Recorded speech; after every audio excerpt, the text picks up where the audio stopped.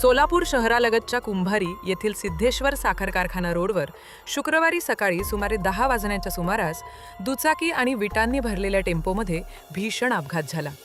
या अपघातात दुचाकीस्वार वरुण यशवंत खंडागळे वय 32 यांचा दुर्दैवी मृत्यू झाला. घटनेमुळे परिसरात मोठी खळबळ उडाली. प्राप्त माहितीनुसार वरुण खंडागळे हे मूळचे सोलापूर शहरातील आदित्यनगर परिसरातील रहिवासी असून ते पुणे येथील एक्वेरियस कंपनीमध्ये इंजिनियर म्हणून कार्यरत होते. कंपनीच्या कामानिमित्त त्यांना अक्कलकोट येथे जायचे असल्याने ते सकाळी दुचाकीवर निघाले होते. कुंभारी येथील सिद्धेश्वर साखर कारखाना रोडवर आल्यानंतर भरधाव वेगाने येणाऱ्या विटांनी भरलेल्या टेम्पोने त्याच्या दुचाकीला जोरदार धडक दिली. धडक इतकी भीषण होती की वरुण खंडागळे गंभीर जखमी झाले.